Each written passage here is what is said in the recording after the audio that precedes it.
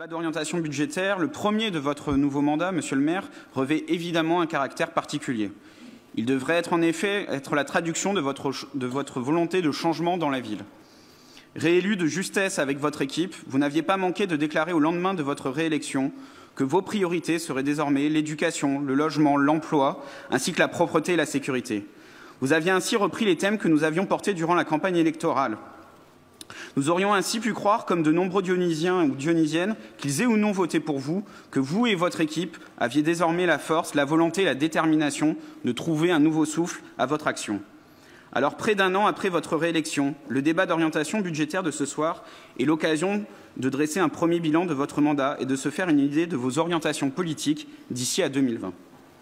Or, après la présentation des orientations budgétaires et à la lecture du document, et je tiens à préciser qu'il est dommageable quand même qu'on ait des chiffres présentés en séance différents des documents transmis et qu'il y avait un certain nombre de... Moi, j'avais fait personnellement, en tout cas, au sein de la commission, j'avais demandé un certain nombre d'éléments qui ne m'ont pas été transmis en séance et c'est dommageable. Je vois qu'ils sont intégrés en partie dans la présentation PowerPoint, mais il serait souhaitable quand même que quand l'opposition ou quand en général des conseillers municipaux demandent une information, qu'ils puissent l'avoir en temps et en heure avant le conseil municipal.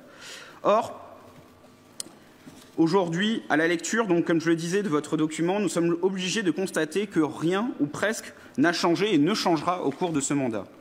En effet, comme à l'habitude de la municipalité, vous vous défaussez de vos responsabilités sur les autres. Parfois, c'est l'Europe, l'État à d'autres moments, la région ou encore le département, ce qui vaut d'ailleurs à quelques élus des positions contradictoires, pour ne pas dire schizophrènes, lorsqu'ils sont soit à Bobigny ou à Saint-Denis. C'est même parfois la faute de pleines communes, sur qui on rejette la faute pour mieux fuir ses responsabilités face à des habitants mécontents, par exemple, de la propreté, à croire que les élus de la municipalité ne sont pas à la tête de l'agglomération. Mais je dois dire que le discours développé sur les ressources de l'État n'est pas à la hauteur des attentes des Dionysiens et des Dionysiennes. Au lieu d'agir, vous avez préféré vous lancer dans une campagne de communication massive.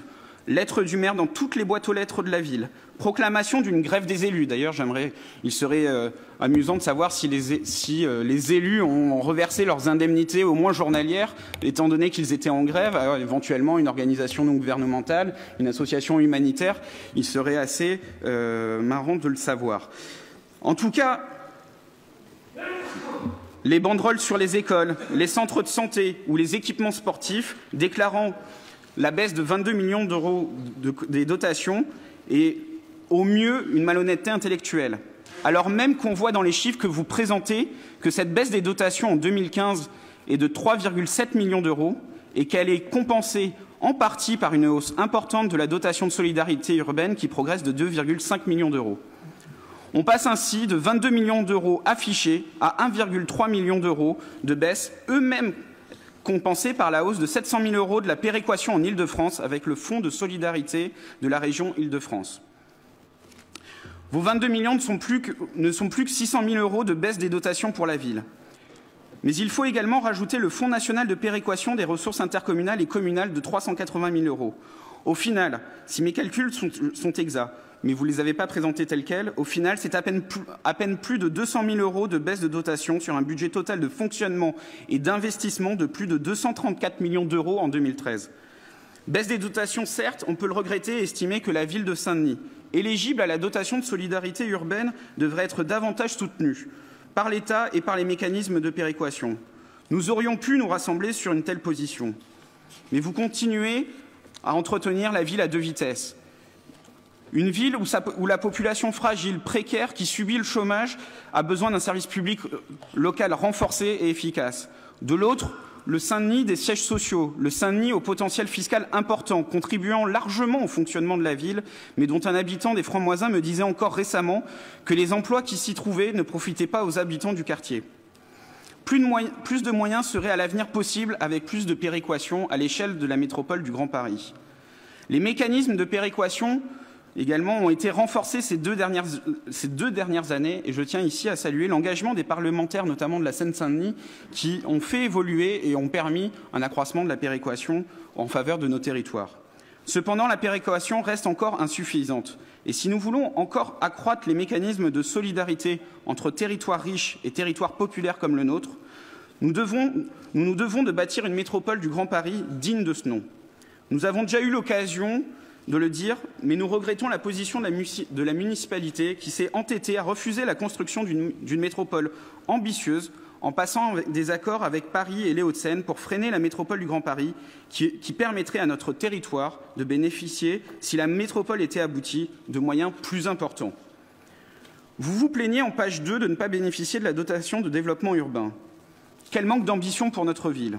Si nous pouvons souhaiter une révision des critères sur les différents fonds de péréquation, et notamment celui-ci, afin qu'au-delà de l'augmentation de l'enveloppe globale, sa répartition soit plus juste, vouloir faire partie des 120 villes les plus en difficulté de France, je ne crois pas que ce soit une ambition à souhaiter pour notre ville. En effet, se comparer à des villes comme Stein, Sevran, Clichy-sous-Bois ou Montfermeil relève de la mauvaise foi. On ne peut pas demander plus de péréquation et, dans le même temps, trouver injuste qu'une ville comme Stein, à nos portes, reçoive des aides qui ne sont pas nécessairement perçues par Saint-Denis. Tout cet argumentaire cherche en réalité à cacher un manque d'ambition de la municipalité. Votre majorité se défausse de ses responsabilités et cherche à justifier par d'autres ses choix budgétaires, de reporter certains de ses investissements ou encore de faire porter à d'autres ses choix. Je pense ici notamment aux annonces qui sont faites régulièrement aux associations de la ville en leur annonçant des baisses de subventions dans l'année à venir. Encore une fois, il semble que la municipalité ne ménage pas ses efforts en la matière, mais évidemment, à l'approche des élections départementales, tout ça n'a rien à voir là-dedans. Nous sommes par ailleurs surpris de ne pas avoir le détail du programme pluriannuel d'investissement, de ne pas savoir ce que le report en fin de PPI d'une partie des investissements prévus initialement en 2015. Est-ce qu'il s'agit de la suppression de la construction de 2 écoles comme vous l'affichez sur nos écoles? Est-ce 2 mois sans crèche, sans accueil de loisirs et sans service de l'état civil, comme vous l'affichez dans la lettre du maire, ou plutôt, devrais-je dire, de la lettre qui en réalité est un tract? Visiblement non, étant donné que les dépenses de fonctionnement ne semblent pas être réduites dans le budget en construction. Enfin, vous ne faites que très peu apparaître les recettes nouvelles de la ville. À la toute dernière page, en 2 lignes, vous semblez vous rappeler nous avoir fait voter en novembre une majoration de la taxe d'aménagement qui va, semble-t-il, apporter de nouvelles ressources à la commune et permettre d'investir dans les équipements correspondant à l'arrivée de nouvelles populations. Malgré notre demande, et je l'ai dit tout à l'heure, nous n'avons pas eu à notre disposition les estimations de recettes nouvelles apportées par cette majoration et qui permettra dès cette année d'investir davantage pour les habitants. Vous passez également très rapidement dans le document, et on l'a vu dans la présentation PowerPoint, la hausse des bases devrait produire plus de 1,9 million d'euros de recettes nouvelles. Enfin, sur la question des impôts, rien, mis à part une déclaration d'intention sur l'année à venir, mais rien sur le mandat. Vous renvoyez éventuellement à de prochaines discussions et en fonction de la situation financière de la ville. Il aurait été plus courageux d'adopter d'ores et déjà une position. Alors nous ne sommes pas surpris qu'à quelques semaines des élections départementales, la municipalité se refuse d'augmenter les impôts locaux, que ce soit la taxe d'habitation ou la taxe foncière, mais il serait souhaitable pour les Dionysiens de savoir d'ores et déjà à quelle sauce ils seront mangés. Pour terminer mon propos, nous vous invitons à prendre enfin vos responsabilités. Vous auriez les moyens de mener une politique ambitieuse pour Saint-Denis, pour les Dionysiens, mais pour ça, il faut faire des choix et cesser de se défausser de ses responsabilités. Au regard du débat d'orientation budgétaire de ce soir, nous constatons que vous continuez de vous défausser et vous ne prenez pas vos responsabilités. Refusez d'agir alors qu'il est urgent d'agir pour changer le quotidien des Dionysiens et des Dionysiennes. Je vous remercie. Merci. Bonsoir à toutes et à tous. Alors, je ne vais pas revenir dans le détail sur le propos de mon collègue Adrien Delacroix, dont je partage les analyses. Une lecture attentive de ce dossier et un regard objectif sur les différentes recettes de la ville montrent bien que votre communication sur la prétendue saignée de notre collectivité par l'État est excessive et relève de l'instrumentalisation politique. Pour répondre à Fabienne Soulas, là, qui à l'instant nous invitait à nous reporter au tableau qui faisait le total DGF plus DSU sur la période 2009-2014, on constate effectivement que le total des GFDSU est en baisse d'une dizaine de millions d'euros sur la période, mais dans le même temps, vous l'avez vous-même noté en désamorçant la critique à l'avance, qu'on a une augmentation, une montée en charge du Fonds de solidarité de la région Île-de-France. Et moi, je vais vous dire, que l'argent vienne des caisses de l'État ou que l'argent vienne des caisses de la ville de Boulogne-Billancourt, de Neuilly-sur-Seine ou de Levallois, moi, ce qui m'importe, c'est qu'au final, cet argent, il arrive dans les caisses de la ville de Saint-Denis. Vous l'écrivez d'ailleurs vous-même en page 13, dans le paragraphe de synthèse de la section de fonctionnement. Là, je vais citer le document, la page 13. Compte tenu du niveau d'augmentation des dépenses, plus 5,8 millions d'euros, soit plus 3,6%, qui est supérieur en proportion à celui des recettes, plus 6 millions d'euros, soit plus 3,4%, mais qui est contenu en volume, l'effet de ciseau est réduit au minimum. Je note, en reprenant ce paragraphe, que si vous jugez à raison que l'augmentation des dépenses de fonctionnement est supérieure en proportion à l'augmentation des recettes, et encore, le différentiel n'est que de 0,2 points, vous vous contentez ensuite de caractériser cette augmentation comme contenue en volume. Or, vous auriez pu être plus précis et noter, ce sont les chiffres qui le disent, qu'en volume, les recettes de fonctionnement qui, selon vos communications, baisseraient de manière insupportable, augmentent en réalité en volume davantage que les dépenses de la même section. Selon votre propre chiffre, en effet, les recettes augmentent de 6 millions d'euros, c'est la parenthèse, quand les dépenses, c'est l'autre parenthèse, augmentent de 5,8 millions d'euros, soit un solde net pour la ville de 200 000 euros. Comme Adrien Delacroix vous l'a dit, nous plaidons pour davantage de péréquation. Nous prenons acte, je viens de le dire, de la montée en charge du Fonds de solidarité de la région Île-de-France, dont les recettes pour notre ville progressent de 8,59% cette année, pour atteindre près de 7,8 millions d'euros. Mais nous continuons également à militer pour une péréquation fiscale intégrale à l'échelle de la future métropole. Les villes de notre département, et par là même notre population, auraient été les grandes gagnantes de ce partage du gâteau. Malheureusement, cette péréquation ne se fera que de manière très partielle, suite au compromis passé sur la métropole par des élus de bords politiques opposés. Les territoires riches le demeureront et les territoires pauvres le resteront. Pour ce qui concerne les élus socialistes de Saint-Denis, nous avons la conviction qu'il faudra réouvrir ce débat au plus vite, afin de garantir un développement harmonieux de la zone dense qui ne laisse aucun territoire, aucun habitant sur le bord du chemin. Au-delà du débat sur le détail des recettes et des dépenses escomptées pour l'exercice 2015, je veux vous dire que le rapport de ce débat d'orientation budgétaire traduit bien, selon nous, le manque d'ambition de votre majorité. Nous notons, certes, quelques bonnes nouvelles dans la liste des développements que vous comptez engager. La mise en place, enfin, serais-je tenté de dire, d'une mairie annexe à la Plaine. L'ouverture de 45 places en crèche supplémentaires, même si cela demeurera insuffisant pour absorber la demande et le recrutement de 18 policiers municipaux supplémentaires. Vous savez que sur cette question, nous avions proposé l'an dernier aux électeurs un doublement des effectifs de la police municipale dès la première année du mandat et que nous comptions porter le total des agents à 100 en 2020. Vous comprendrez donc que si nous prenons acte des futurs recrutements, nous trouvons toutefois que ce déploiement est insuffisant à ce stade au regard de la multiplication des nuisances du quotidien dans l'espace public qui relèvent de notre point de vue des compétences de la police municipale. Sur ce sujet, nous sommes preneurs, nous vous le répétons, d'un débat sur le rôle de la police municipale dans notre ville. Quelles doivent être ses missions prioritaires? Comment doit-elle être pilotée? Comment mieux coordonner son action avec la police nationale, avec les bailleurs et avec les médiateurs? Nous pensons qu'elle doit jouer pleinement son rôle face à la multiplication des vendeurs à la sauvette qui posent des problèmes d'hygiène, de sécurité et de circulation, place du Caquet, rue de la République ou encore place de la Gare. Nous pensons qu'elle doit jouer pleinement son rôle face aux conflits de voisinage, aux attroupements nocturnes bruyants ou encore face à la propagation des comportements inciviques d'individus dégradant et salissant volontairement les rues et les espaces verts de notre ville au mépris des règles les plus élémentaires du vivre ensemble. Nous pensons qu'elle doit avoir les moyens de verbaliser ceux qui se rendent coupables de ces agissements et que c'est de cette manière que la ville pourra durablement résoudre les problèmes de propreté qui empoisonnent la vie des Dionysiens. Nous l'avons dit, il faut sensibiliser et éduquer les gens au respect de leur environnement. Il faut évidemment mieux équiper les agents de pleine commune en charge de cette difficile mission de nettoyage des rues, mais il faut également rappeler que la règle s'applique à tous et pour que celle-ci soit respectée, il faut parfois sanctionner ceux qui s'y soustraient. 18 agents de plus, nous le reconnaissons, c'est bien, c'est déjà ça, mais ce n'est pas suffisant quand on sait qu'il n'y a aujourd'hui que 39 agents pour une ville de près de 110 000 habitants. Avec ce recrutement, la ville compterait en effet un agent pour 1930 habitants, ce qui restera très largement en deçà des moyennes observées dans des communes comparables à Saint-Denis. sans regarder évidemment du côté de certaines villes, des Alpes-Maritimes ou des Hauts-de-Seine qui, par l'orientation politique de leur maire, ont fait de ces questions des totems et qui comptent des ratios effrayants qui pèsent sur les finances communales. Je me réfère à une ville comme Roubaix, à laquelle Jacqueline Pavia se référait tout à l'heure, dont le profil social ressemble à bien des égards à celui de notre ville et qui compte aujourd'hui un agent pour 1600 habitants. À une commune comme Poissy, qui compte un agent pour 937 habitants, ou à une ville comme Martigues, administrée par vos propres amis politiques, je le rappelle, qui compte aujourd'hui 8 policiers municipaux de plus que Saint-Denis, pour une population 2,5 fois moindre.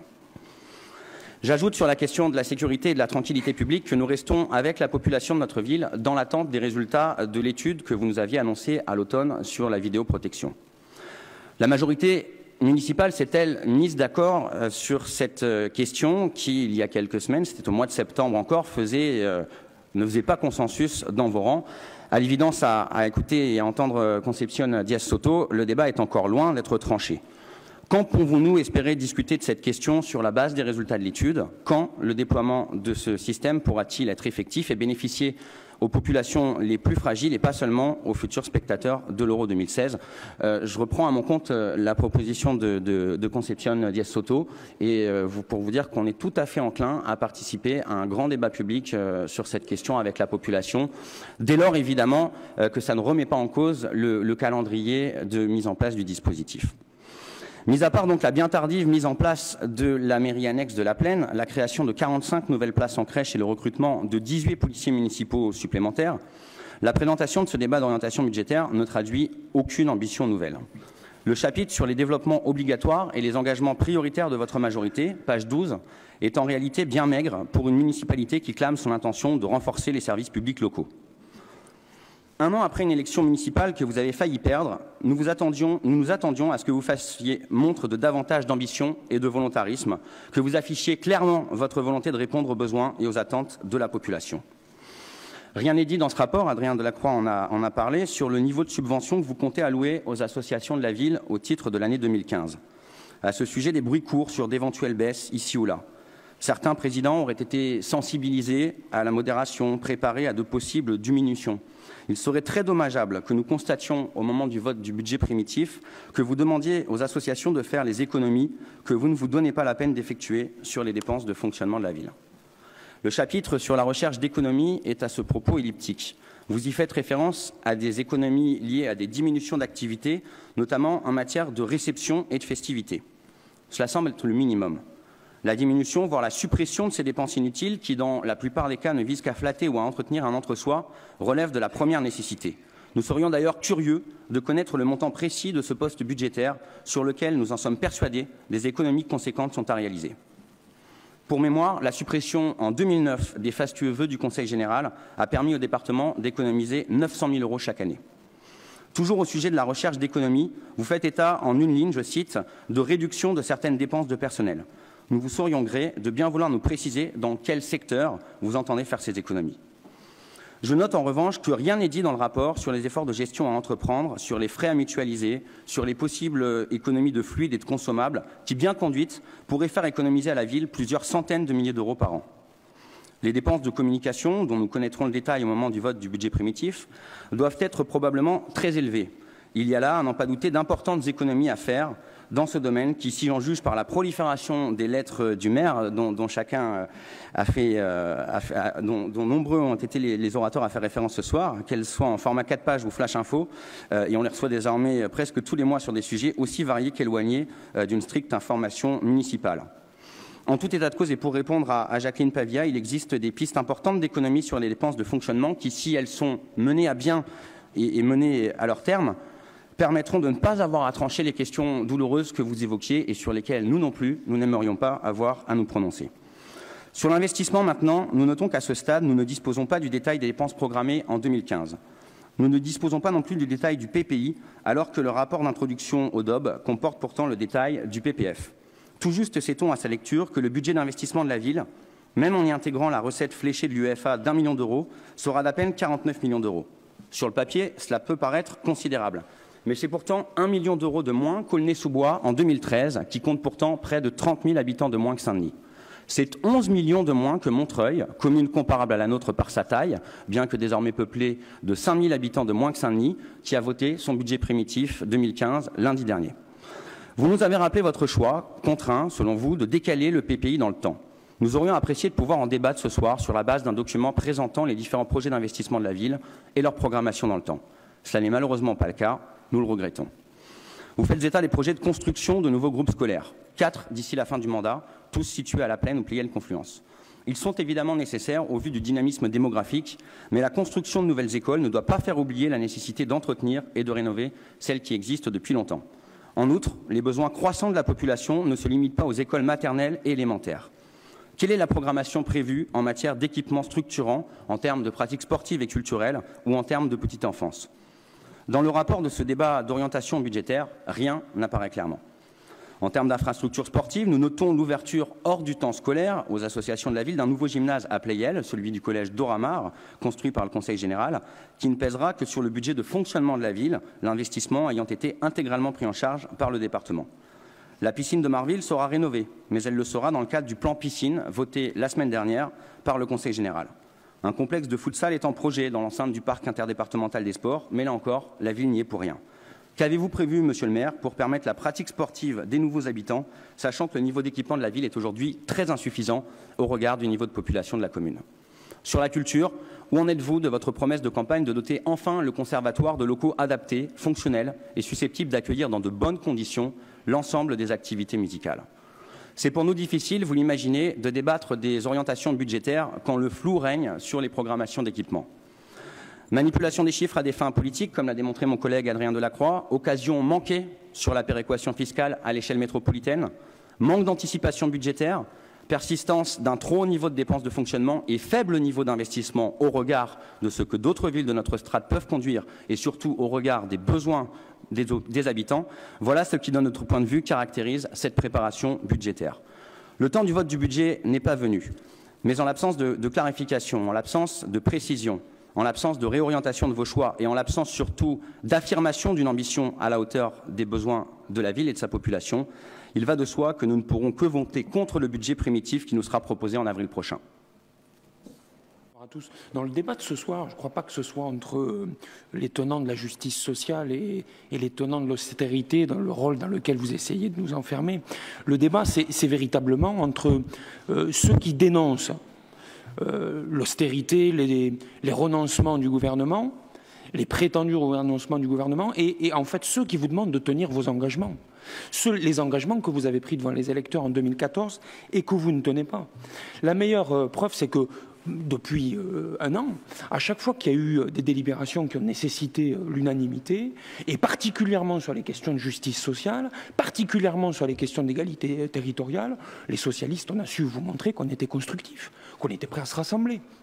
Donc le débat, il n'est pas dans nos interventions et dans les votes. Donc la question, il n'est pas de savoir si nous serions les tenants de l'austérité, c'est bien que vous teniez ces engagements-là.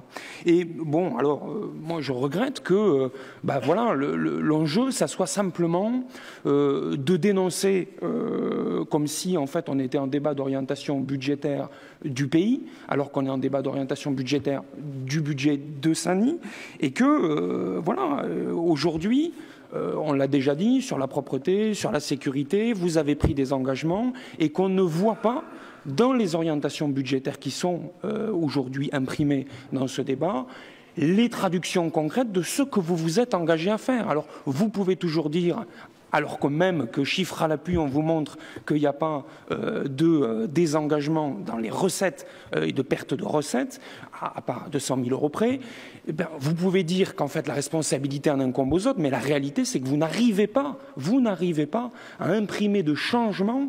Vous êtes englué en quelque sorte dans l'héritage qui est votre propre héritage, dans votre politique depuis 10 ans, et cette difficulté à trancher, à un moment donné être capable d'imprimer un tournant, eh bien vous n'en arriviez pas. Donc moi je regrette que ce soit le débat, ça soit l'occasion d'offrir ce spectacle un peu de finalement un peu d'une course sur place. Voilà, donc il y a encore un mois avant le débat le budget primitif, il est encore temps que vous fassiez preuve d'un sursaut et que vous imprimiez de véritables changements à votre budget. Oui, moi je voulais prendre la parole sur cette délibération parce que j'ai, à sa lecture, été un peu frustrée, notamment en termes à la fois de bilan de ce qui a pu être effectué par le passé et également sur les objectifs précis de cette convention, de l'association des différents partenaires, quel est le rôle de chacun, que font chacun de ses partenaires, parce que, bon, on l'a vu tout à l'heure, en effet, dans la présentation de la ZAC, c'est un quartier qui est en mutation, où il y a énormément de choses qui avancent. Pour autant, on aimerait un petit peu voir quelle politique en termes de vie du quartier, en termes d'accompagnement des associations, de la médiation, toutes ces choses-là qui sont mises en place sur le quartier. Parce que, bon, malheureusement, j'ai lu aussi dans la délibération qu'un plan d'action annuel sera proposé dans un comité de pilotage. Bon, force est de constater qu'il n'y aura pas de débat au conseil municipal, que nous, on n'est pas dans ce comité de pilotage et que du coup, on ne pourra pas avoir ce débat-là. Donc je profite justement de cette délibération pour avoir un petit peu plus d'informations et de pouvoir en discuter ici collectivement. Parce que je pense qu'au vu des différentes évolutions, et notamment du quartier de la Plaine Saint-Denis, où on voit qu'il y a quand même énormément de problématiques en termes de gestion urbaine de proximité, en termes de propreté. Alors désolée de revenir là-dessus, mais c'est quelque chose qui est une réalité dans notre ville. En termes de détérioration des espaces publics, en termes de stationnement, en termes de sécurité, des choses qui sont des choses concrètes pour les gens au quotidien. Et donc je pense qu'il est important à la fois d'en débattre et surtout de voir quel outil, en effet, on peut apporter en termes notamment, et moi je pense notamment en termes de médiation, parce que aujourd'hui, quelle politique sur la question de la médiation, puisque c'est quand même quelque chose qui est au cœur des politiques de la ville, donc qu'est-ce que c'est l'objectif de cette convention? Et surtout, moi j'aimerais pointer aussi également qu'il y a très peu d'associations, de clubs de prévention dans notre ville, et donc quels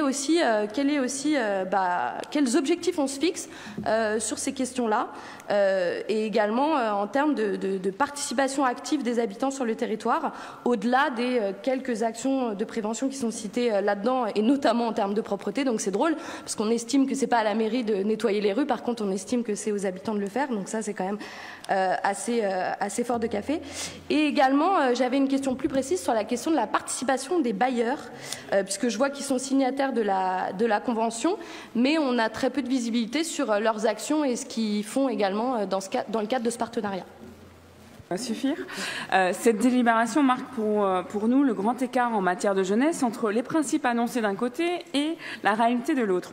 Alors tout d'abord, sur la forme, c'est intéressant de voir que les tarifs vont être ou sont appliqués depuis février 2015. Or, nous sommes le 19 février 2015 et nous sommes en train de délibérer dessus. Donc à quoi ça sert de délibérer si ils sont déjà appliqués? Bon, ça c'est juste sur la forme déjà. Sinon, quand même, on en a parlé lors de la commission municipale et on avait dit que ça serait important en termes de présentation de mieux différencier les activités gratuites des activités payantes. Donc ça a été un peu fait, mais ça reste pas clair. Et puis quand même, je tiens à le signaler, on ne comprend pas très bien. D'un côté, on dit qu'il y aura il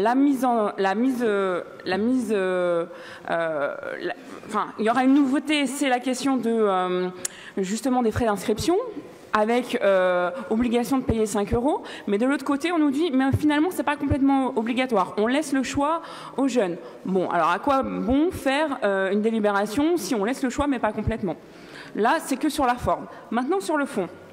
En vérité, on le voit bien, cette délibération n'est qu'un exercice comptable pour bénéficier des financements de la CAF en prenant en compte plus d'activités payantes, mais sans avoir de réflexion sur le fond, notamment sur l'accessibilité des prestations jeunesse, sur la nature et la diversité des activités, sur leur qualité, leur apport pédagogique pour les jeunes, mais aussi sur la qualité et sur la diversité de ces activités, alors même qu'on a un objectif en matière de jeunesse, normalement, c'est d'aider à construire les jeunes individuellement et collectivement, c'est de les éclairer pour faciliter leur construction de citoyens, c'est aussi leur donner des outils pour grandir et faire face aux difficultés de la vie, en leur donnant aussi des moyens de réussite en complémentarité avec le champ éducatif.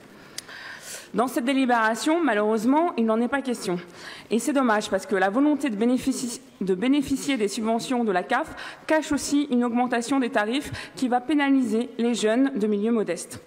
On regrette concrètement pour les sorties à la demi-journée la hausse des tarifs jeunesse, passant d'un tarif unique de 1,52 € pour tout type d'activité à un quotient jeune qui peut aller jusqu'à 6 €. On regrette véritablement le manque d'égalité dans le calcul des tarifs, qui ne s'effectue pas selon le quotient familial, alors que c'est pourtant le calcul le plus égalitaire, puisqu'on prend en compte finalement les revenus des parents. Et là, on se rend compte qu'on prend en compte seulement le coût de l'activité, et peu importe les revenus des jeunes ou des parents. Alors, il y a aussi une chose qui est très étonnante pour nous, et on ne comprend pas bien l'argumentation sur laquelle le quotient jeune est considéré sur le calcul des revenus des jeunes. Alors, première chose, on apprend que les jeunes ont des revenus, et c'est assez intéressant parce que dans la présentation, on nous parle d'argent de poche. On nous dit que les jeunes ont en moyenne, au niveau national, 460 €. Et vous vous basez sur un calcul national pour une délibération qui concerne les jeunes de Saint-Denis. Ça montre la méconnaissance de la réalité dionysienne. Alors, en ayant fait déjà un certain nombre de tours de ces questions-là, il faut aussi voir, en plus, qu'il y a un problème au niveau de la mise à disposition des salles. Alors, effectivement, il y a une mise à disposition nouvelle des salles pour une participation de 50 €, mais c'est quand même étonnant parce que jusqu'à présent, c'était gratuit. C'était gratuit et on sait très bien que pour les jeunes, ce n'est pas forcément évident de pouvoir se réunir, notamment pour des anniversaires ou pour des rassemblements familiaux, et qu'ils n'ont pas forcément la place de le faire chez eux. Et donc là, on les contraint à payer 50 € alors que jusqu'à présent, c'était gratuit. Bon, bah maintenant, c'est le changement. Et on se rend compte que vous privatisez au final un espace public à des fins mercantiles. Donc c'est quand même un changement de paradigme. Alors j'aimerais revenir sur quelque chose, enfin. On nous accusait à tort, pendant la campagne municipale, de vouloir fermer les antennes jeunesse, alors qu'il n'en a jamais été question. Et je le répète, jamais été question.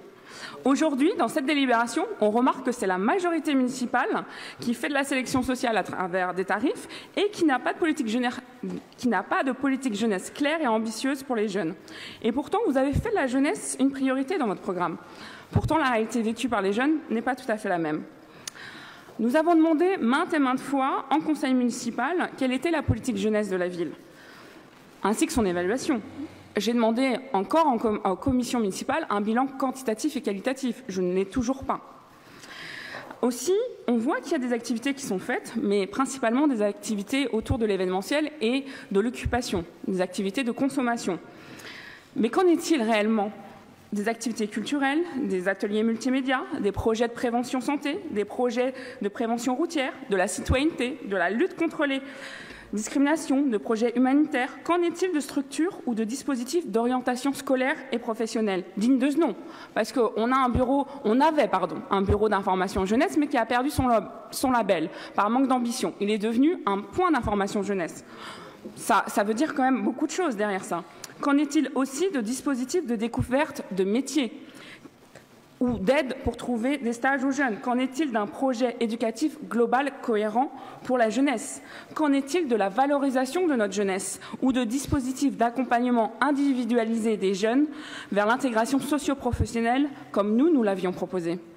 Alors, il est vrai, c'est vrai, que vous faites le choix de diminuer les budgets des antennes jeunesse en passant de 120 000 € à 30 000 € par budget annuel pour antenne jeunesse.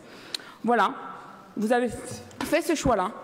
Nos jeunes dionysiens méritent une politique plus ambitieuse pour leur donner les moyens de leur épanouissement et de leur réussite.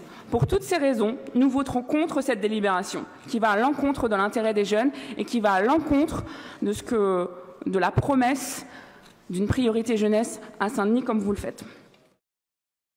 Oui, j'aurais essayé d'être dur avec le bilan de la municipalité sur la politique commerciale, que je n'aurais pas réussi à faire mieux que l'exposé des motifs de cette délibération, puisque, je reprends les mots, le service développement commercial n'est aujourd'hui ni organisé ni dimensionné face à ces enjeux, il n'est pas à mesure d'assumer ses nouvelles missions, il y a des incohérences sur le périmètre d'intervention des agents, de nombreux dysfonctionnements qui impactent la qualité de service rendu aux usagers, une incapacité à assumer les missions dévolues au service dans le pilotage de la gestion, faiblesse de l'organisation actuelle.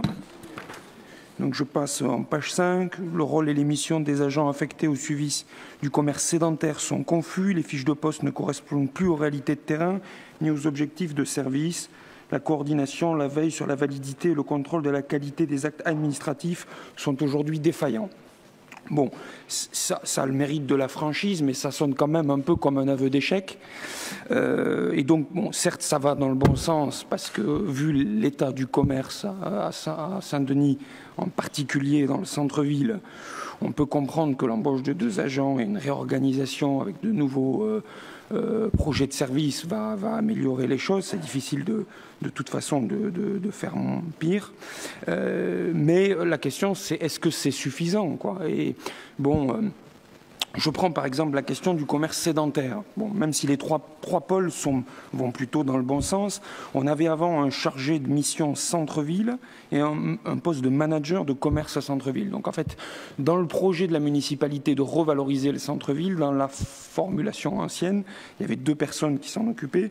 Et dans les propositions d'évaluation, il n'y a plus qu'une personne qui s'occupe du centre-ville, qui a d'ailleurs un grand centre-ville, des quartiers périphériques et un suivi réglementaire. Donc c'est sans doute nécessaire, mais renforcer uniquement la supervision du marché non sédentaire, enfin des commerces non sédentaires, à savoir donc le marché, en supposant que par ruissellement le marché va permettre le redémarrage de l'activité du commerce dans tout le centre-ville, ça semble un petit peu hasardeux. Bon, j'ai rien à dire sur les actes administratifs, mais tout ça semble pour le moins insuffisant. Donc comme ça va dans le beau sens, on ne peut pas évidemment voter contre, on s'abstiendra, mais c'est très tardif comme sursaut et probablement un peu balbutiant, quoi. Quelques mots simplement pour vous dire qu'on va voter évidemment pour cette convention. Et dans le prolongement de la discussion qu'on avait pu avoir le mois dernier sur le bilan social, on a noté, Elisabeth Belin l'a rappelé, l'avancement de la ville en direction de l'objectif des 6%. On se félicite de ces avancées, mais je voulais juste attirer votre attention, comme on l'avait déjà fait au mois dernier, sur les difficultés que rencontre la ville sur les catégories A et B, puisqu'on en avait discuté. L'essentiel des effectifs de travailleurs handicapés dans les effectifs de la ville est constitué de catégorie C, et donc je voulais réattirer votre attention sur la nécessité de procéder également à des recrutements sur des agents de catégorie A et B.